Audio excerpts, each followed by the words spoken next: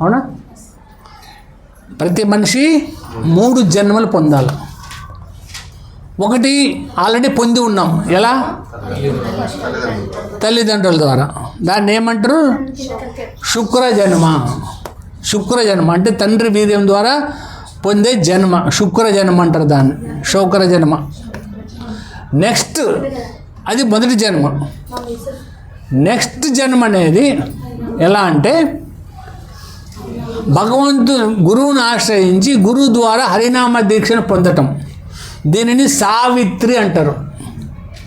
సావిత్రి జన్మ. ఇది కాక ఇంకొక జన్మ ఉంది, బ్రాహ్మణ దీక్షను పొందటం గురువు ద్వారా. దాన్ని యజ్ఞైక జన్మ అంటారు. అంటే ఎందుకంటే యజ్ఞైక జన్మ అంటే భగవంతుని సేవించుకోవటానికి, భగవంతుని గుడిలో మందిరంలో భగవంతుని అర్చించాలంటే మనకు బ్రాహ్మణ దీక్ష కావాలి.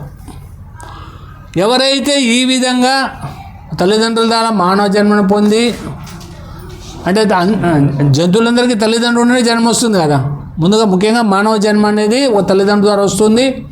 ఆ తర్వాత గురువు ద్వారా మిగతా 2 జన్మలు వస్తాయి. ఒకటి హరినామ దీక్షను పొందటము, 2 బ్రాహ్మణ దీక్షను పొందటం. బ్రాహ్మణ దీక్షను పొంది ఎవరైతే భగవంతుని మందిరంలో భగవంతుని సేవించుకుంటుంటారో వారు ఈ జన్మ మృత్యు జరావాదుల నుంచి బయటపడతారు. వారి జన్మ పరిపూర్ణత చెందుతుంది. కాబట్టి ముఖ్యంగా మానవ జీవితం అనేది ఉన్నది గురువును ఆశ్రయించి, గురువు ద్వారా మనం భగవంతుని ధామని చేరుకుంటాం. కాబట్టి గురువు మన జీవితంలో ప్రముఖ పాత్ర ఎవరిది అంటే, నువ్వు కనిష్టాధికారి అయినా, మధ్యమాధికారి అయినా, ఉత్తమాధికారి అయినా, ప్రముఖ పాత్ర ఎవరు పోషిస్తున్నారు మన జీవితంలో? గురువు. కాబట్టి ఆ గురువుని ఆశ్రయించి, ఆ గురువుని ఎలా చూడాలి మనం? గురువు అంటే ఎవరు? భాగవతం చెప్తుంది. ఏం చెప్తుంది? ఆచార్యమా విజానీయం నా అవమన్యేత కర్హిచిత్ నా మర్త్య బుధ అసూయేత సర్వదేవ మయో గురు. అంటే గురువుని ఎలా చూడాలంటే ఆచార్యమా విజానీయం, గురువుని భగవంతునిలాగా చూడాలా, సాక్షాత్తుగా భగవంతునిలాగా చూడాలా. గురువు పట్ల అసూయ చెందరాదు. గురువు అన్ని దేవతలకు ప్రతినిధి. కాబట్టి గురువు అంటే అంత పెద్ద పాత్ర అన్నమాట. సాక్షాత్తుగా గురువు భగవంతుడితో సమానం. ఇక్కడ చూడండి, దీక్ష కాలే భక్త కరే ఆత్మ సమర్పణ్, సేయి కాలే కృష్ణ తారే కరే ఆత్మ సమా. అంటే ఎవరైతే దీక్ష సమయంలో భక్తుడు భగవంతుని సేవ పూర్తిగా శరణాగతి చెందినప్పుడు కృష్ణుడు అతన్ని తనంతటి ఉత్తమంగా స్వీకరిస్తాడంట. అదేవిధంగా ఇక్కడ వచ్చాను, ఆచార్యమా విజానీయం అన్నా మన్యేత ఖరచిత్ నమర్త్య బుధ అసూయేత సర్వదేవమయ గురు. చదువు మాది బర్పట్. ఆచార్యులను మరియు ఏ విధంగానూ ఆయనను అఘోరపరచకూడదు. ఆయన సాధారణ వ్యక్తిగా భావించి ఆయనను చూసి అసూయపడకూడదు. ఎందుకంటే ఆయన అన్ని దేవతలకి ప్రతినిధి. ఇది గురువు అంటే. ఇంకా చైతన్య చరిత్రతో ఆదిలో ఏం చెప్తున్నారు? గురు కృష్ణ రూపహన శాస్త్ర ప్రమాణే గురు రూపే కృష్ణ కృప కరైన భక్తగానే. సమస్త శాస్త్రాల ఏకాభిప్రాయం ప్రకారము ఆధ్యాత్మిక గురు కృష్ణుడి కంటే భిన్నుడు కాదు. కృష్ణుడే గురు రూపంలో వచ్చాడు. గురు కృష్ణ రూప. కాబట్టి ఆధ్యాత్మిక గురు రూపంలో ఎందుకు వచ్చాడంటే తన భక్తులను ఉద్ధరించడానికి కృష్ణుడే గురువుగా అవతరించాడు. సో ఇది గురువు యొక్క ప్రముఖ పాత్ర అన్నమాట. అదేవిధంగా మనం దీక్ష తీసుకోవటం ద్వారా ఏం జరుగుతుంది? దీక్ష తీసుకోవటం ద్వారా ముఖ్యంగా ఇక్కడ చెప్తున్నారు ఏంటంటే భక్తి సందర్భంలో దివ్య జ్ఞానం యతో దద్యాత్ కుర్యాత్ పాపస్య సంక్షయం తస్మాత్ దీక్షేతి సోప్రోక్త దేశీకే సత్వ కోవిదై. అంటే ఎప్పుడైతే మనం గురువు ద్వారా దీక్షను గ్రహిస్తామో మనము భౌతికమైన విషయాల పట్ల ఆసక్తిని కోల్పోతాం. ఆధ్యాత్మిక జీవితం పట్ల ఆసక్తి పెరుగుతుంది. దీక్షను గ్రహించడం ద్వారా ఏమవుతుంది? మనలో భౌతికమైన వాటి పట్ల మనలో ఆసక్తి పోతుంది. ఆధ్యాత్మిక జీవితం పట్ల ఆసక్తి పెరుగుతుంది. ఇంద్రియ భోగం చేయాలన్న కోరిక పోతుంది. భగవంతుని సేవ చేయాలన్న కోరిక కలుగుతుంది. మన అన్ని ఇంద్రియాలను భగవంతుని సేవలో నెలకొల్పాలన్న కోరిక పెరుగుతుంది అన్నమాట. ఇది మనలో దీక్ష ద్వారా కలిగే మార్పు అన్నమాట. అయితే ఇక్కడ మన యొక్క పాపాలన్నీ కూడా నశించిపోతాయి. ఇంకా మనం చెప్పినట్టు మన యొక్క అన్ని పాపాలు కూడా నశించిపోతాయి అన్నమాట. కాబట్టి ముఖ్యంగా గురువు యొక్క సాంగత్యం అనేది చాలా అవసరం. ఈ శ్లోకాల్లో మనకి చెప్పేది ముఖ్యంగా ఎందుకు సాంగత్యం గురించి చెబుతుంది, అవునా కదా? ఎలా సాంగత్యం తీసుకోవాలా, ఎవరితో సాంగత్యం తీసుకుంటే సాధువులతోటి సాంగత్యం అనేది చాలా ముఖ్యం. సాధు సంగ సర్వశాస్త్ర కోయి, లవమాత్ర సాధు సంగ సర్వసిద్ధి కోయి. మనము 1000 సంవత్సరాలు బతికే కన్నా లేదా 100 సంవత్సరాలు బతికే కన్నా గురువుని ఆశ్రయించకుండా, గురువుని ఆశ్రయించి 1 సెకండ్లో 11 వంతు సమయం జీవించిన మన జన్మ పరిపూర్ణత చెందుతుంది. 100 సంవత్సరాలు జీవించడం కన్నా గురువుని ఆశ్రయించి 1 సెకండ్లో 11 వంతు జీవించి ఉన్నా చాలు మన జన్మ పరిపూర్ణత చెందుతుంది. అంటే అంతటి శక్తి గురువుదన్నమాట. కాబట్టి మనం అందరూ ఎవరు చేయాలా? గురువుని ఆశ్రయించాల. కాబట్టి గురువుని, అదేవిధంగా భగవంతుని నువ్వు 1000 సంవత్సరాలు సేవ చేసుకున్న ఉపయోగం లేదు. ఒక వైష్ణవుని సేవించుకోకపోతే నువ్వు చేసిన సేవ అంతా కూడా వ్యర్థమే. ఒక వైష్ణవుని సేవించకుండా ఒక భగవంతుని నువ్వు 1000 సంవత్సరాలు సేవ చేసినా నో యూస్. ఒక వైష్ణవుని సేవ చేస్తూ భగవంతుని సేవ చేసుకుంటే అప్పుడు నీకు ఫలితం అనేది లభిస్తుంది అన్నమాట. ఒకసారి కాంచీపురంలో వరదరాజస్వామి వారిని ప్రతిరోజు సేవ చేసుకొని అక్కడ ఒక భక్తుడు ఉంటాడు అనమాట. కాంచీపురం అనుకుంటాను, పేరు నాకు కరెక్ట్గా గుర్తులేదు. ఆయన డైరెక్ట్గా భగవంతునితో మాట్లాడుతుంటే అక్కడ ఉన్న ఒక వ్యక్తి అని అంటే, నువ్వు ప్రతిరోజు స్వామివారితో మాట్లాడుతుంటావు కదా, నా భవిష్యత్తు ఎలా ఉందో కనుక్కొని చెప్పు అని అడుగుతాడు అన్నమాట. అయితే ఈయన వరదరాజ స్వామిని అడుగుతాడు, ఆయన భవిష్యత్తు ఏంటి అడగమన్నాడు అని. అడిగితే అతనికి ఇదే చివరి జన్మ, నెక్స్ట్ లైఫ్ నా దగ్గరకు వచ్చేస్తారని చెప్తాడు. ఎందుకంటే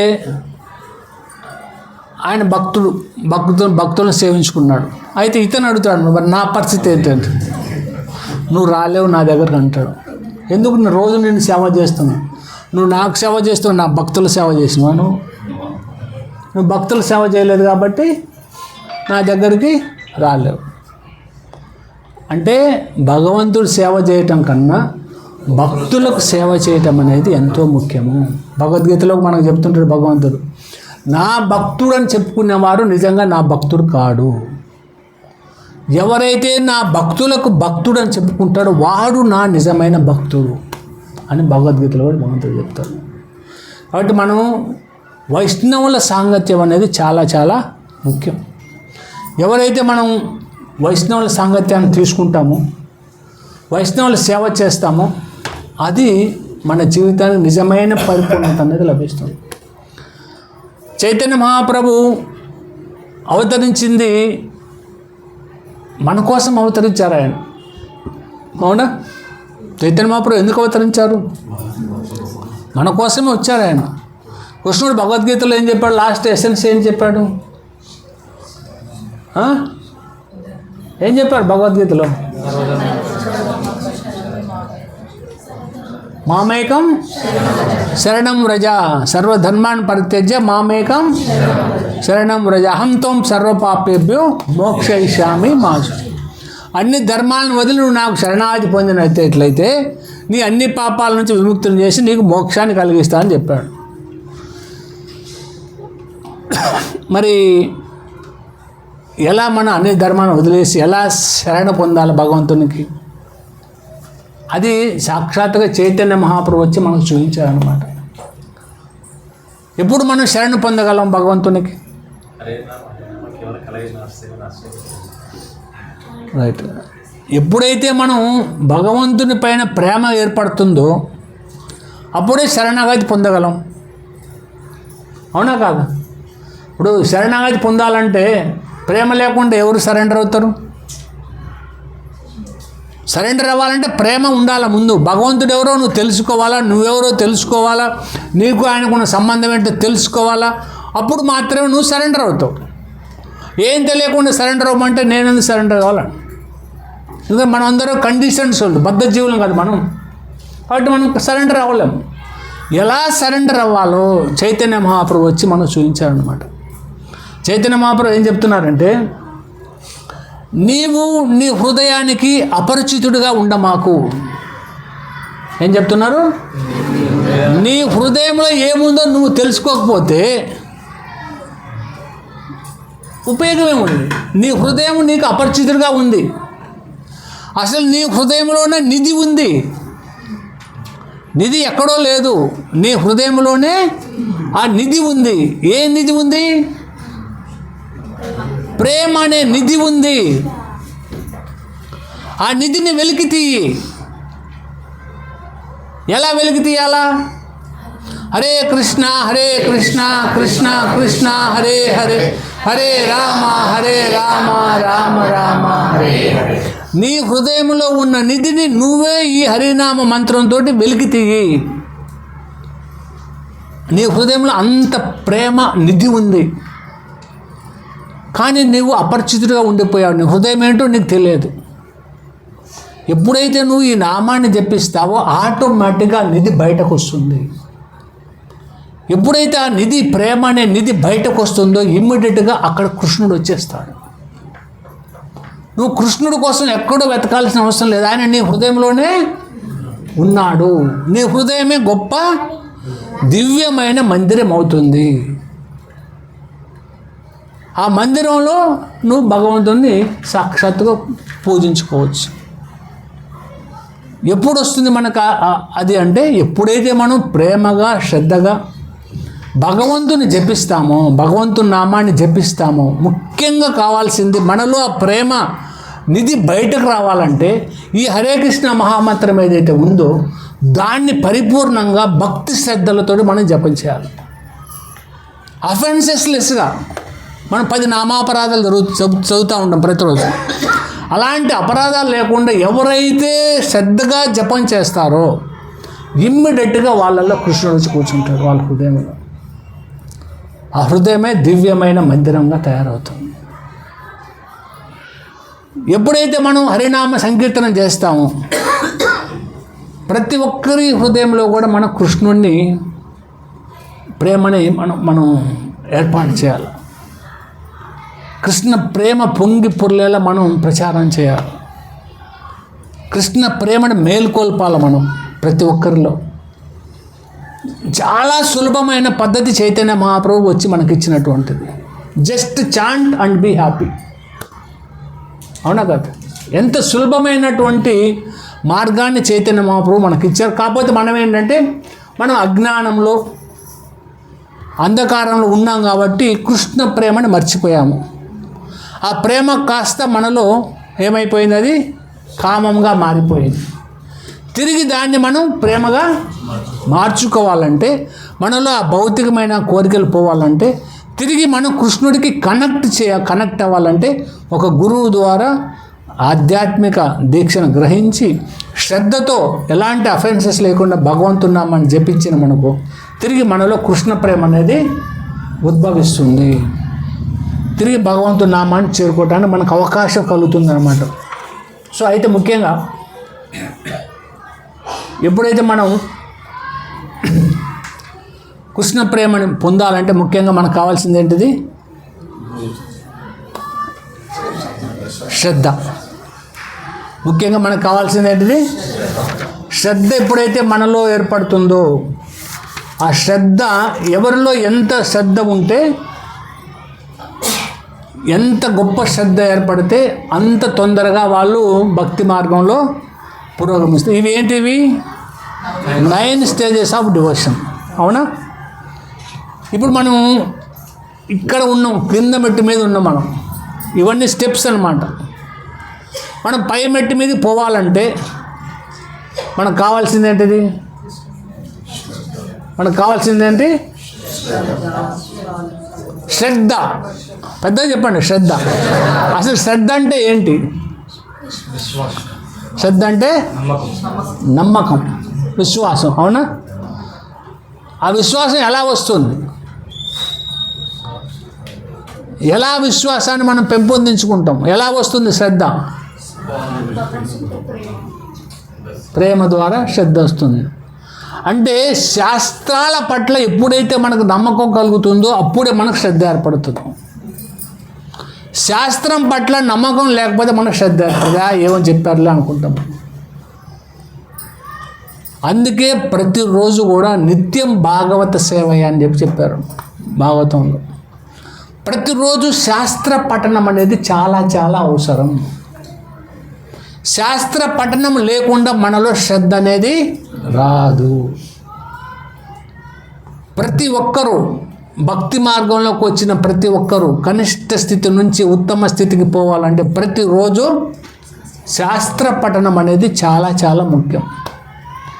ఎప్పుడైతే మనం శాస్త్రాన్ని సక్రమంగా అర్థం చేసుకుంటామో దాన్ని పూర్తిగా అప్పుడే మనం విశ్వసించగలం. అప్పుడు మన శ్రద్ధ అనేది అభివృద్ధి చెందుతుందన్నమాట. శాస్త్రార్థ విశ్వాసం శ్రద్ధ, శాస్త్ర అర్థ విశ్వాసం శ్రద్ధ. పూర్తిగా శాస్త్రం పైన విశ్వాసం ఉండాలి. భాగవతం ఏం చెప్పింది? భాగవతంలో ఏం చెప్పారు?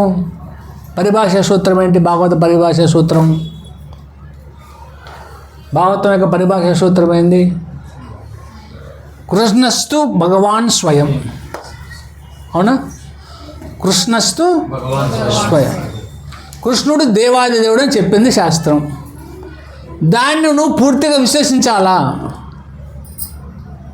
దాంట్లో మళ్ళీ నో ఆర్గ్యుమెంట్. కృష్ణుడు దేవాదేవుడు అని చెప్తుంది భగవద్గీత, భాగవతం, ఏ శాస్త్రం చూసినా. దాన్ని నువ్వు విశ్వసించినప్పుడు నీలో శ్రద్ధ పెరుగుతుంది. కాబట్టి మన శ్రద్ధ అనేది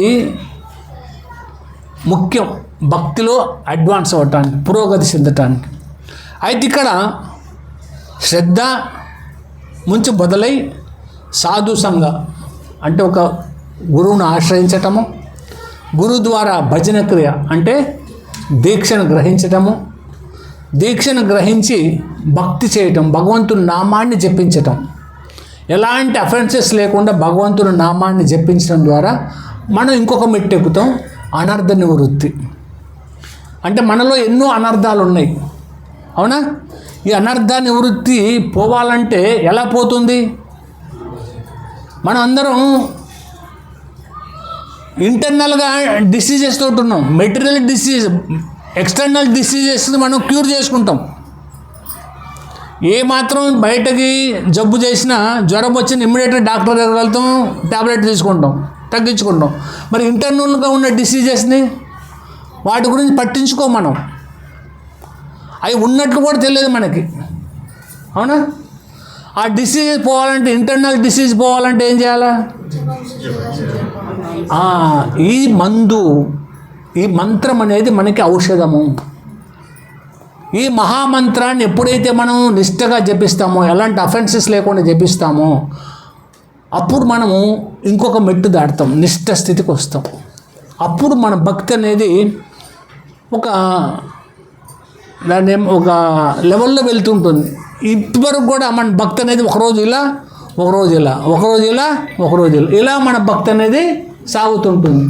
ఎప్పుడైతే నిష్ట స్థితికి వస్తామో అప్పుడు మన భక్తి అనేది స్టేబుల్గా ఉంటుంది. అప్పుడు మనకి హరినామం పైన రుచి వస్తుంది. ఎప్పుడైతే మనం భక్తిలో మంచిగా జపం చేస్తామో, ప్రాపర్గా అఫెన్సెస్ లేదుగా, అప్పుడు మనకి స్టేబిలిటీ వస్తుంది, భగవంతుని నామం పైన రుచి వస్తుంది. ఆ రుచి నుంచి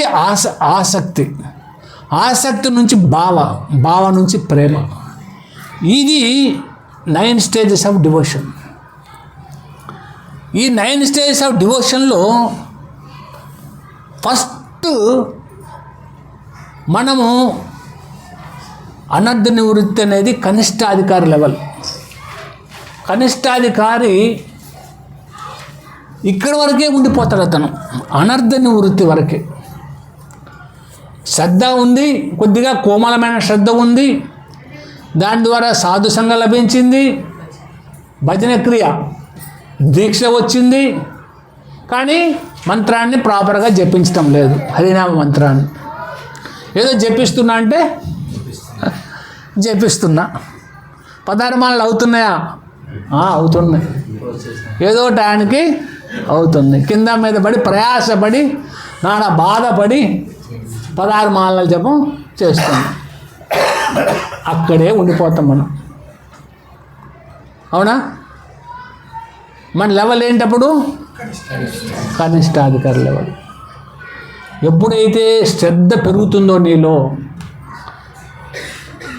నా గురువుకి ఇచ్చిన మాట నేను ప్రాపర్గా జపం చేయాలా, గురువు ఇచ్చిన ఇన్స్ట్రక్షన్స్ నేను ఫాలో అవ్వాలన్న కోరిక నీలో పెరుగుతుందో, అప్పుడు నువ్వు ఈ అనర్థ నివృత్తి నుంచి బయటపడతావు.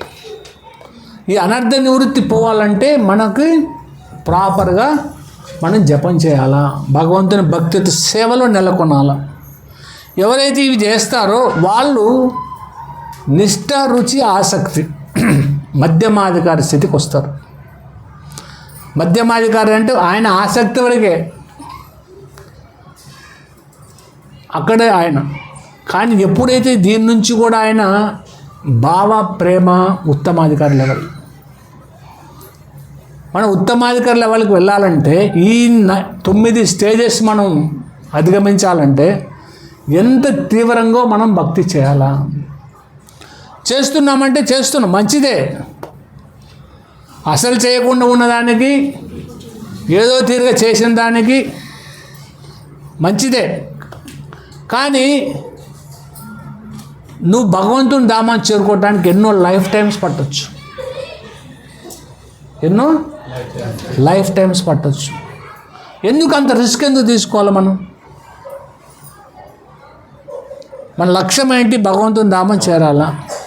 చేరాలన్నప్పుడు సీరియస్గా భక్తి చేసుకుంటూ పోద్ది కదా. సీరియస్గా భక్తి చేయకపోతే ఏమవుతుంది? మనం ఇక్కడే అనర్థ నివృత్తి కనిష్టాధికారుల వల్ల ఉండిపోతాం. మరి ఉపయోగం ఏంటి? నీ గోల్ ఏంటి? కృష్ణ ప్రేమను పొందటం కదా గోలు. కృష్ణ ప్రేమను పొందాలనుకున్నప్పుడు నువ్వు ఎంత తొందరగా నీ గమ్యాన్ని చేరాలంటే నీలో ఆ జిజ్ఞాస కావాలి కదా, ఆ శ్రద్ధ పెరగాలి కదా. పెరిగినప్పుడు నువ్వు ఇక్కడే ఉండిపోతావు. ఎవరైతే శ్రద్ధతో జపిస్తారో వాళ్ళు త్వరగా ఈ ప్రేమ స్థాయికి వెళ్ళిపోతారు, భగవంతుని ధామని చేరుకుంటారు. ప్రేమ తర్వాత కూడా ఇంకా స్థాయిలు ఉంటాయి. ప్రేమతోటి ఆగిపోలే. ప్రేమ తర్వాత కూడా ఇంకా కొన్ని స్థితులు ఉన్నాయి. స్వరూప సిద్ధి స్థితి అని ఇంకా రకరకాల స్థితులు అవి కూడా దాటాలి. అట్లీస్ట్ ఇది బేసిక్ అనమాట. మనం ఈ ప్రేమ స్థాయికైనా మనం చేరగలిగితే మనం భగవంతుని ధామాన్ని చేరుకుంటాం. లేకపోతే మనం భగవంతుని చేరుకోవటం ఎలా? కాబట్టి ముఖ్యంగా మనకి ఉపదేశామృతం చెప్పేది ఏంటంటే, సిన్సియర్గా మనం భక్తిని చేసుకోవాలంటే మనలో శ్రద్ధ అనేది చాలా చాలా అవసరము, ముఖ్యమైన. శ్రద్ధ లేకపోతే మనం భక్తిని ఆచరించలేము అన్నమాట. అదేవిధంగా చైతన్య మహాప్రభు ఇచ్చిన ఇన్స్ట్రక్షన్ ఏంటి? ప్రచారం చేయమన్నారు కృష్ణ చైతన్యాన్ని. భరత భూమిలో హైలా మనుష్య జన్మ యారా జన్మ సార్థక కరో పరోపకార్. ఈ భారతదేశంలో జన్మించినందుకు నీవు నీ జన్మను నువ్వు సార్థకం చేసుకో ముందు, ఆ తర్వాత ఇతరుల జన్మని సార్థకం చేయి. ముందుగా మనం ఏం చేయాలో, మన జన్మని మనం సార్థకత చెందించుకోవాలంటే మనం కృష్ణ చైతన్యంలో సిన్సియర్గా సీరియస్గా భక్తిని ప్రాక్టీస్ చేయకపోతే, శ్రద్ధగా భక్తి చేసుకోకపోతే, ఏదో టైంపాస్ భక్తి చేస్తుంటే ఇంకో లైఫ్ వస్తుంది. మళ్ళీ ఇంకో అమ్మ కడుపులోకి మళ్ళీ ఎంటర్ అవ్వాలి, మనం మళ్ళీ జన్మ తీసుకోవాలా. మరి ఎంతో శ్రమతో కూడుకున్నది కదా అది. అంత శ్రమ ఎందుకు? ఒక అమ్మ కడుపులోకి వెళ్ళి ఆ తల్లి కడుపులో మళ్ళీ 9 నెలలు ఉండి మళ్ళీ బయటకు వచ్చి మళ్ళీ సంసార సాగరంలో పడి మళ్ళీ దీని నుంచి బయటపడాలంటే అప్పుడు ఈ ప్రభుపాద గారి మూమెంట్ అంతా ఎలా ఉంటుందో తెలియదు. ఇంకో లైఫ్కి వచ్చేవరకల్లా ఇలాంటి భక్తుల సాంగత్యం దొరుకుతుందో తెలియదు, ఎక్కడ పుడతామో తెలియదు, మన పరిస్థితి ఎలా ఉంటుందో తెలియదు. ఇప్పుడంటే మనకు అన్నీ కంఫర్ట్గా ఉన్నాయి. దీన్ని మనం ఉపయోగించుకోకపోతే ఇప్పుడు నెక్స్ట్ లైఫ్ మనం ఏం చెప్పగలం? గ్యారెంటీ లేదు కదా. అందుకని ఇప్పుడే మనం సీరియస్గా భక్తి చేసుకోవాలన్నమాట. ముఖ్యంగా చాలా జాగ్రత్తగా ఉండాలి భక్తి మార్గంలో. భక్తులమని నేను కనిష్టాధిక మధ్యమాధికారిని గర్వంగా ఫీల్ అవ్వకూడదు. చాలా సిన్సియర్గా భక్తి చేసుకోవాలా. అయితే ఇక్కడ ఈ శ్లోకం ద్వారా మనం నేర్చుకునేది ఏంటంటే ముఖ్యంగా భక్తిలో ఎవరైతే మనకన్నా అడ్వాన్స్ స్టేజ్లో ఉన్నారో వారిని ఆశ్రయించాలా. ఫస్ట్ భక్తిలో మనకన్నా అడ్వాన్స్ స్టేజ్ ఎవరైతే ఉన్నారో వాళ్ళని ఆశ్రయించాలా, వారితో ప్రేమపూర్వకమైన సంబంధాలు నెలకొల్పుకోవాలా. మనకన్నా తక్కువ స్థాయిలో భక్తులు ఉన్న వాళ్ళు ఉంటారు, అవునా కదా. కొత్తగా ఇవాళ భక్తులు వచ్చినారు అనుకో, మనకన్నా తక్కువ స్థాయిలో ఉన్నవాళ్ళు, వారికి సహాయం చేయాలి. భక్తిలో పురోగతి చెందడానికి మనం ఏం చేయాలా? వారికి సహాయం చేయాలా. అదేవిధంగా మనతో పాటు ఈక్వల్గా భక్తి చేసే వారితో మనం ఫ్రెండ్షిప్ చేయాలి. ఇవి కాక ముఖ్యంగా నేను ఈ భక్తి మార్గంలో ఎక్కడ ఉన్నాను, కనిష్ట స్థాయి, మధ్యమ స్థాయి, ఉత్తమ స్థాయి తెలుసుకొని నువ్వు ఏ స్థాయిలో ఉంటే ఆ స్థాయి నుంచి ఇంకా ముందుకు వెళ్ళటానికి నువ్వు ప్రయత్నం చేయాలి. సపోజ్ కనిష్ట స్థాయిలో ఉన్నాను నేను, ఇప్పుడు నాకు అర్థమైపోయింది నా లక్షణాలు బట్టి నేను ఇప్పుడు మధ్యమ స్థాయికి వెళ్ళాలా. మధ్యమ స్థాయిలో ఉన్న భక్తుడు ఉత్తమ స్థాయికి వెళ్ళటానికి ప్రయత్నం చేయాలి. అట్లీస్ట్ మనం సేఫెస్ట్ ప్లేస్ ఏంటంటే మధ్యమ స్థాయి. కనీసం ఆ స్థాయిలోనైనా మనం ఉంటే మనం భక్తిని సేఫ్గా చేయగలం, మన భక్తిని మంచిగా ఆచరించగలం. ఏదో భక్తి చేస్తున్నామంటే చేస్తున్నాం కాదు. ఆ మధ్యమాధికారి లెవెల్లో ఎలా మధ్యమాధికారి లక్షణాలన్నీ మనం పెంపొందించుకోవాలా, ఆ లక్షణాలు పెంపొందించుకోవాలంటే నేను ఎలా ఉండాలా, ఏం చేయాలా అన్నీ మనకి ఇక్కడ ప్రభుపాద గారు చెప్పారు బుక్లో. ఆ లక్షణాలను పెంపొందించుకుంటూ మనం భక్తిని ఆచరించినప్పుడు మనం చాలా సులభంగా మనం ఈ భౌతిక జగత్తు నుంచి ఆధ్యాత్మ జగత్తుకు వెళ్తూ ఉంటాం. హరే కృష్ణ. శ్రీల ప్రభుపాదకి టైం ఎంత అయింది? 8:40. ఓకే. హరే కృష్ణ. ఎవరికైనా ఏమైనా ప్రశ్నలు ఉంటే తర్వాత ముఖ్యంగా ఈరోజు మన ప్రసాదం స్పాన్సర్ చేస్తున్నారు జ్యోతి మాతాజీ, రమేష్ రెడ్డి ప్రభుజీ. అవర్ డియర్ ముకుంద బర్త్డే రేపేనా మాతాజీ? రేపు బర్త్డే.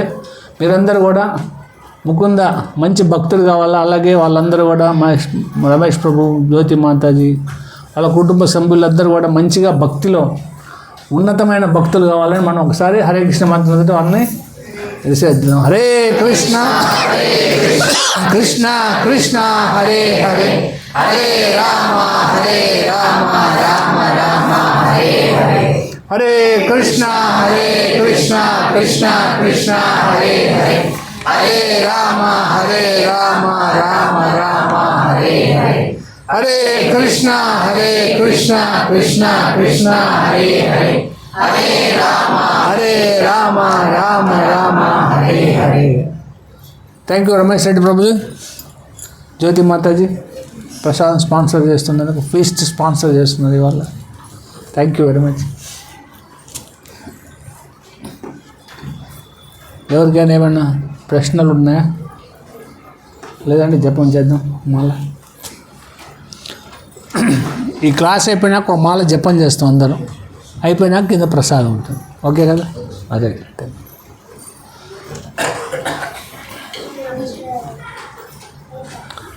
జయ శ్రీ. మన గురువుని ఎలా చూడాలి, ప్రాధాన్యత ఇవ్వాలని చెప్పారు కదా. మన జీవితంలో దీక్ష గురువు ఉంటారు, శిక్ష గురువు ఉంటారు. సో ఇద్దరిని ఎలా చూడాలంటే ఒకే రకంగా చూడాలా? ఇద్దరిని ఒకే రకంగా చూడాలి. ఇద్దరికి ఏమి తేడా లేదు. ఆరు దీక్ష ఇచ్చారు కాబట్టి దీక్షా గురువు, శిక్షణ ఇస్తున్నారు శిక్షా గురువు. గురువులు దీక్షా గురువు మాత్రం ఒక్కలే ఉంటారు, శిక్షా గురువులు మేబీ మెనీ ఉండొచ్చు, కానీ ఇద్దరికి ఎలాంటి భేదం లేదు. అలా అని చెప్పి శిక్షా గురువు నేను దీక్షా గురువు అనుకోడు, గొప్పవాడిని అనుకోడు అనమాట. మనం చూసేది మాత్రం శిక్షా గురువుని కూడా ఒకే లెవెల్లో చూడాలి. అట్లా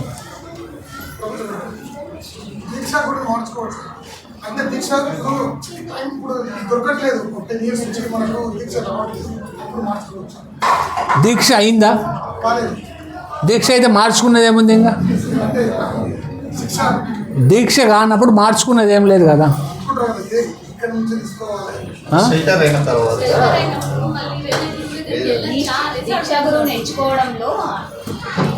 అందుకే గురువుని ఎంచుకునే పద్ధతి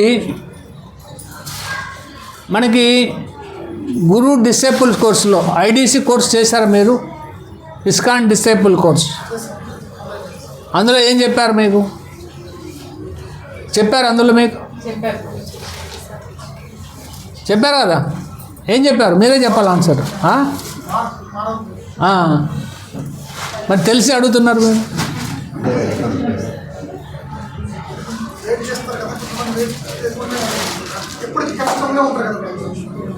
అంటే అందుకే భక్తిలో పేషెన్స్ అనేది చాలా ముఖ్యం. ఉదాహరణకి మన హ్యాబిట్స్ టెంపుల్లో మా ఫ్రెండ్ ఒక ఆయన దర్శక్ ప్రభుని ఉన్నారు. 2006లో షెల్టర్ తీసుకున్నారు మహారాజ్ దగ్గర. నిన్న ఇనిషియేషన్ అయింది ఆయనకి. 20 years వెయిటెడ్. 2006లో షెల్టర్ తీసుకుంటే 2026లో మొన్న 9th ఇనిషియేషన్ అయింది. గురువు అంటే అంతే. ఆ గురువుని మనము ఇష్టం వచ్చిన ఒక గురువు పైన ఇప్పుడు ఇదేంది, ఇది ఉదాహరణ చెప్పాలంటే ఒకరితో నిశ్చితార్థం అయిపోయింది. నిశ్చితార్థం అయిపోయినాక మళ్ళీ వరుణ్ణి మార్చుకుంటా అంటే అవునా కదా, అసహ్యంగా ఉంటుంది, బాగుంటుంది కదా. వెయిట్ చేయాలా? ఇప్పుడు ఉదాహరణకు మన రాజుప్రభు వాళ్ళు ఉన్నారు, వాళ్ళు 7 సంవత్సరాల నుంచి వాళ్ళు కూడా వాళ్ళకి ఇంకా దీక్ష అవ్వలేదు, అవునా కదా. సహనంగా వెయిట్ చేయాలి. భక్తి అంటే సహనం అనేది చాలా ముఖ్యం భక్తిలో.